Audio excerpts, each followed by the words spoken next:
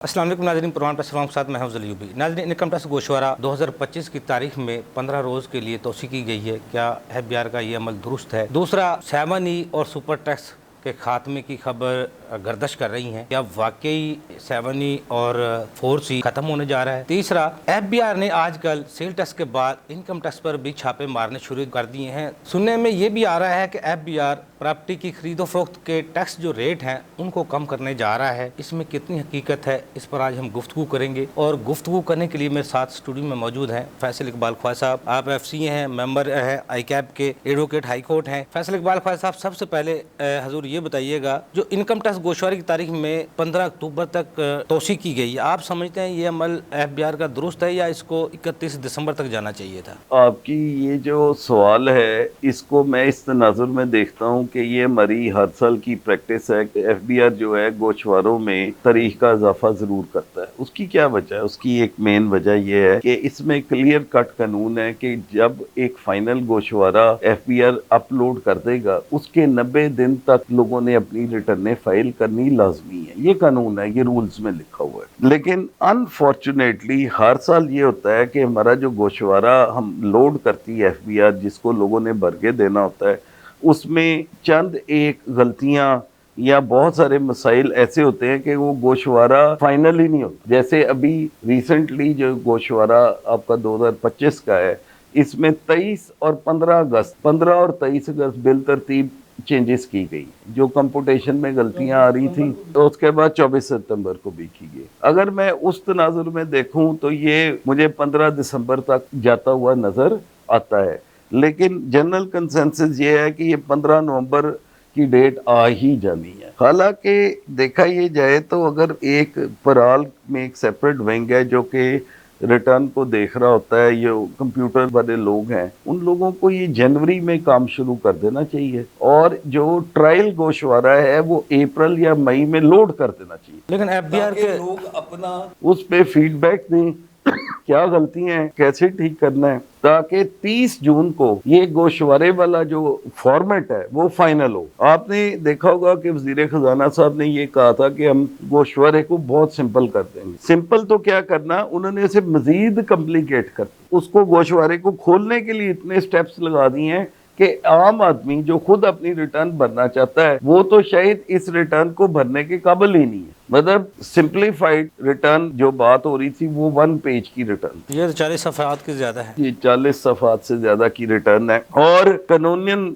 ये 15 दिसंबर तक इसकी एक्सटेंशन इन्हें खुद कर देनी चाहिए। फैसल साहब, जो FBI के रूल्स हैं 34 से, उसके मुताबिक जो इनकम टैक्स गोशवारा है वो 7 जनवरी को पोर्टल पर मौजूद होना चाहिए। गोशवारा फाइनल हो जाए उसके बाद उसमें तब्दीली नहीं की जा सकती। तो लेकिन FBI खुद ही उस कानून की वायलेशन करता है और मुझे लगता है वजीर आजम साहब को, ये वजीर खजाना साहब को भी लाइलम रखा गया। नहीं, ये आप ऐसे नहीं है, लाइलम तो नहीं होंगे वो दोनों, लेकिन मसला ये है कि इसमें देखने वाली चीज ये है कि इस वक्त भी जो मिनिमम टैक्स की कैलकुलेशन सप्लायर और इंपोर्टर के लिए इन्होंने डाली है, इंपोर्टर का कॉलम खुला है, आपने अपनी मर्जी से इनकम उसमें इंसर्ट करनी है और वो उसका टैक्स कैलकुलेट करता है। लेकिन सप्लायर का कॉलम कई सालों से इन्होंने बंद रखा है और वो कंप्यूटर खुद ही उसकी कैलकुलेशन करता है। और सप्लाईज की कैलकुलेशन हो, सर्विसेज की कैलकुलेशन हो, वो कैलकुलेशन मैनुअल कैलकुलेशन से आज की डेट में भी टैली नहीं कर रही। बेसिकली ये जो ग्लिचेस हैं इनको ठीक करने के लिए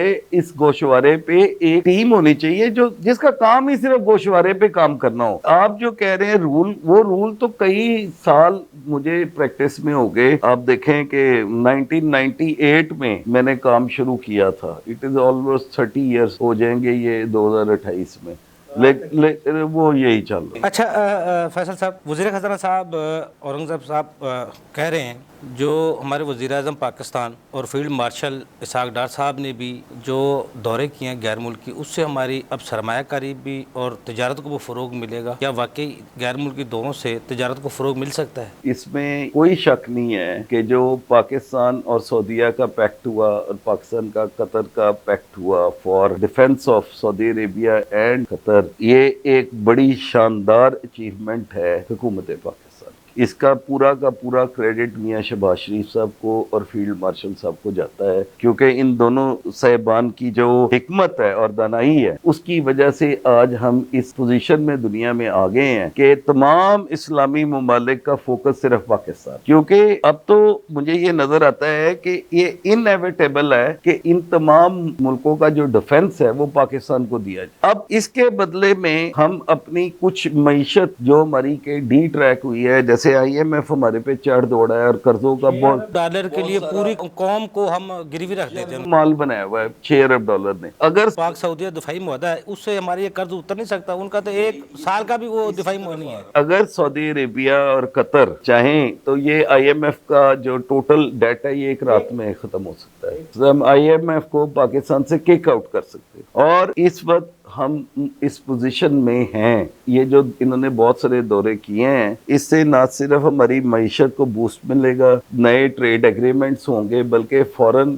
ریمیٹنس کا بہت سارا انفلو بھی پاکستان میں آئے گا۔ بیسیکلی دیکھیں ہمارے پاس کمی صرف فورن کرنسی کی ہے، سورسز کی کمی نہیں ہے۔ ہمیں جب فورن پیمنٹس کرنی ہوتی ہیں اس کے لیے ہمیں فورن کرنسی چاہیے، تو اس کے لیے we have to develop our foreign currency reserve. اب اس وقت جو پوزیشن چل رہی ہے، ان لوگوں نے چائنا کے ساتھ، رشیا کے ساتھ جو کچھ معاہدے کیے ہیں یا جو بات چیت چل رہی ہے ایران کے ساتھ اور ادھر قطر اور سعودی عربیہ کے ساتھ، میرا یہ خیال ہے کہ 2025 کا اخیر اور 2026 پاکستان کے اکانومی کی بوسٹ کا سال ہوگا۔ اس میں بہت پاکستان کی اکانومی بڑھے گی اور یہاں پہ روزگار کے مواقع، انڈسٹری چلے گی اور بہت ساری چیزیں جو کہ آئی ایم ایف نے ہمارے پہ شرائط لگائی ہیں وہ اگر ختم ہوتی ہیں تو ٹیکسز کے ریٹس کم ہوں گے۔ دیکھیں 45% ٹیکس پہ کوئی سروائیول نہیں، اس وقت ہائیسٹ جو سلیب ہے وہ 45% ہے اور اس کے اوپر ہم نے سیل ٹیکس بھی لگا کے تو 50% کا ایف بی آر مالک بن چکے ہیں اب تو ٹیکس بھی آپ نے لگا دیا 10% آف ٹیکس پیبل، اوپر آپ نے سپر ٹیکس بھی لگا دیا۔ تو بیسیکلی کہنے کا مقصد یہ ہے کہ اللہ تعالیٰ کی غیبی مدد ہے اس وقت پاکستان کے لیے، جس کو ہم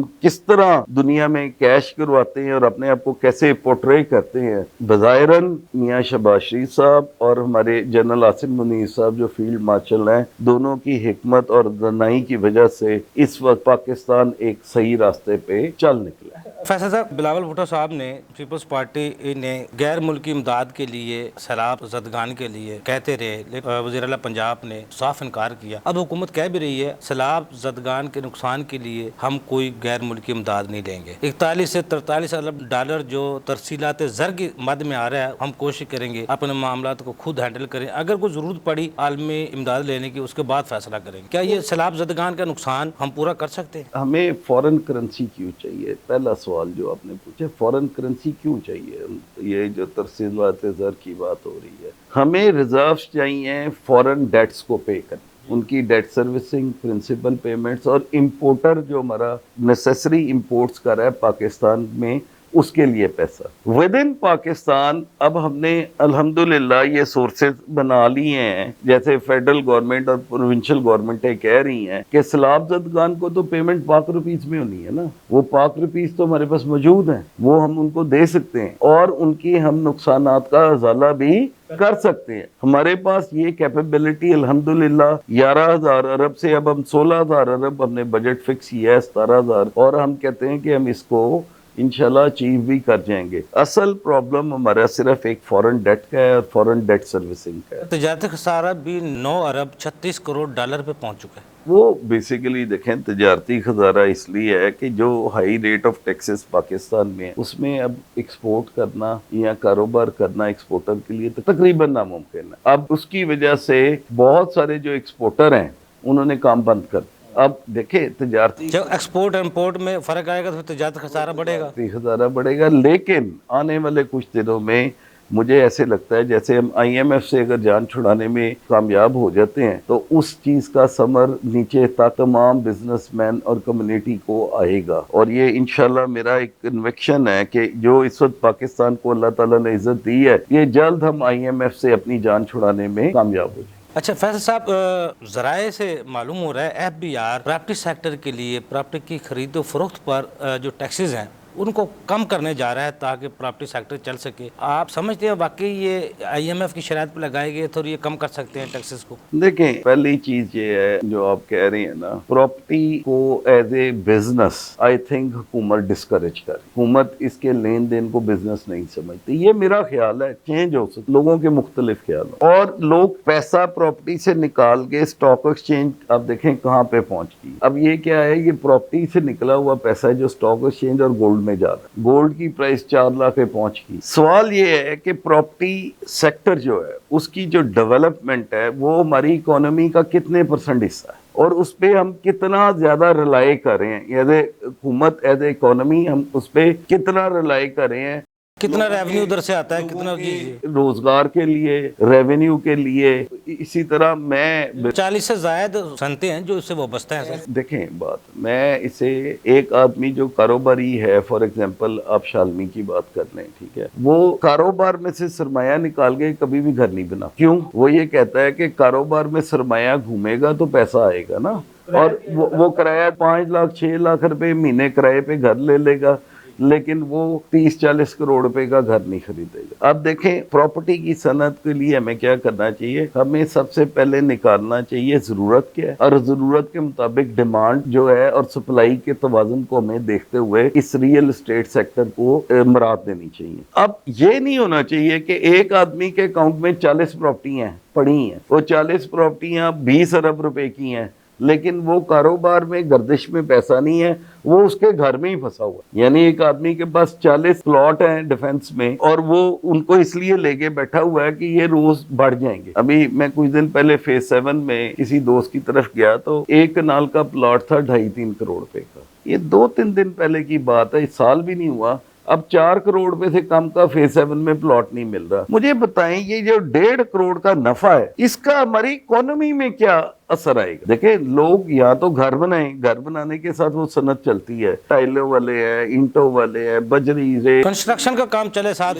جی جی. اب آپ لاہور کے گرد سوسائٹیز دیکھیں تو آپ کو 80 یا 70% خالی پلاٹ پڑے, 30% جو ہے ان پہ گھر بنے جو ضرورت کے مطابق ہے. باقی لوگوں نے تو وہ کیپٹل گین کے لیے رکھے ہوئے ہیں. اب اگر آپ اس کو صنعت کا درجہ دیتے ہیں ریئل اسٹیٹ کو, تو سب سے پہلے آپ کو یہ دیکھنا ہے اس سے آپ کی اکانومی کا پہیہ گھومے گا کہ نہیں, یا یہ ویلتھ سب کی سب ایک ہی گھر میں, یہ چند ایک لوگوں کے گھروں میں اکٹھی ہو جائے گی. جب وہ چند ایک لوگوں کے گھروں میں اکٹھی ہو جائے گی تو آئی ڈونٹ تھنک سو کہ اکانومی کا کوئی بھلا اس سے ہو سکتا. اچھا فیصل صاحب, سب سے بڑی خبر جو آ رہی ہیں, گردش کر رہی ہیں, 7E اور 4C ختم ہونے جا رہا ہے. جہاں تک میرا انالیسز ہے 4C تو ختم نہیں ہوئی. سپر ٹیکس آئینی بینچ میں جی, اس میں جتنی ڈسکشن ہو رہی ہے سر, لیکن ہے تو اشرافیہ پر ٹیکس ہے نا سر. یہ فورغ نسیم صاحب پیش ہو رہے ہیں اس کیس میں, اس میں ڈیفرنٹ اینگل سے اٹیک ہو رہا ہے. فار ایگزامپل اسلام آباد ہائی کورٹ یہ کہتا ہے کہ ڈیویڈنڈ انکم ہوگی, کیپٹل گین ہو گیا, یا سیکشن 8 کی وہ انکم جو فل اینڈ فائنل ہے اس کے اوپر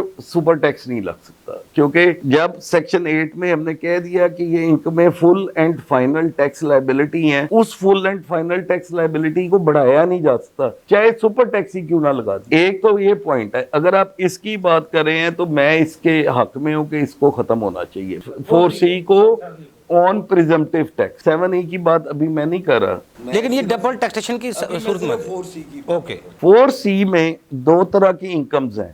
ایک وہ انکم ہے جو فل اینڈ فائنل ٹیکس ہے پریزمپٹیو میں, یا ایک وہ ہے جس کے اوپر نارمل ٹیکس لگتا ہے. جہاں پہ نارمل ٹیکس کی امپلیکیشن ہے وہاں پہ آپ سپر ٹیکس لگا سکتے ہیں. اس کی کیا وجہ ہے؟ اس کی وجہ یہ لیجسلیٹر کو حق حاصل ہے کہ وہ اشرافیہ سے یا ایک 15 کروڑ سے زیادہ انکم والے بندے سے کوئی 1-2% فالتو ٹیکس لے لے. لیکن جہاں پہ لیجسلیٹر یہ کہتا ہے نا کہ یہ منیمم یا پریزمپٹیو ٹیکس ہے, اس کے اوپر کسی قسم کا نہ سرچارج لگ سکتا ہے, یہ میرا خیال ہے, اور نہ ہی سپر ٹیکس لگ سکتا ہے, اور لگنا بھی نہیں چاہیے. اب آ جائے 7E کی طرف. 7E پہ ابھی ریسنٹلی ایک میں نے اخباری خبر پڑھی تھی کہ میاں شہباز شریف صاحب نے یہ ڈائریکشن دی ہے کہ آپ 7E کی جو ریٹرن میں کالم وہ بھرے بغیر ریٹرن ایکسیپٹ کریں. اس پہ ابھی کوئی سرکولر نہیں ہے, مطلب مجھے اس کا سرکولر میری نظر سے نہیں گزرا.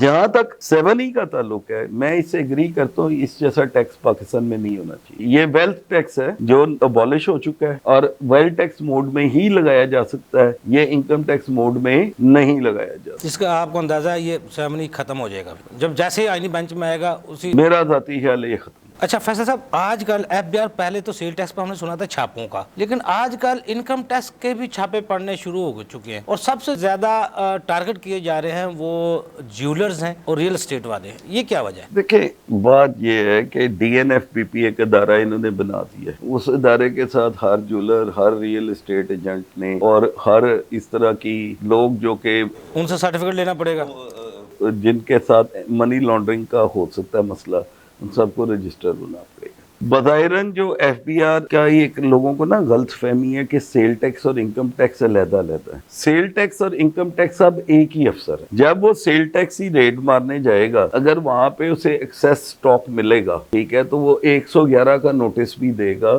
انکم ٹیکس آرڈیننس کا کہ یہ سٹاک کہاں سے آیا. ایک تو وہ سیل ٹیکس لگائے گا اس سٹاک کے اوپر جو سٹاک انڈکلیئرڈ تھا, دوسرا وہ اس کے اوپر 111 کی ایڈیشن بھی کرے گا انکم ٹیکس کی کہ یہ سٹاک آپ نے جو ڈکلیئر ہی نہیں کیا ہوا, اس کا مطلب ہے اس کے سورسز جو ہے وہ ان ایکسپلینڈ ہے. تو بیسیکلی انکم ٹیکس ہو یا سیلز ٹیکس ہو, جس بھی ادارے پہ اگر کوئی اس طرح کی ریٹ 38 کی ہوتی ہے یا 40 کی ہوتی ہے, تو وہاں پہ آپ سمجھ لیں کہ انکم ٹیکس کی بھی ایڈیشن ساتھ ہی اس کے ہوگی. اب آگئی آپ کی باقی چیزیں. جو ریئل اسٹیٹ ایجنٹس ہیں اور جو جولرز ہیں, ان پہ آج کل ایک جو ابھی چل رہا ہے کریک ڈاؤن, وہ اس لیے چل رہا ہے کہ وہ یہ کہتے ہیں کہ ان کی جو ریٹرنز ہیں وہ کمنسٹریٹ نہیں کرتی یا ملتی جلتی نہیں ہیں ان کی ٹیکسیبل ایکٹیویٹی سے. فار ایگزامپل ایک جولر ہے جس کی بہت بڑی دکان ہے, ایک نام ہے, جب اس کی ریٹرن کھولتے ہیں تو اس میں 2 3 4 5 کروڑ روپے کی سیل آ رہی ہوتی ہے اور باقی ایکسپینسز اور اس طرح پروفٹ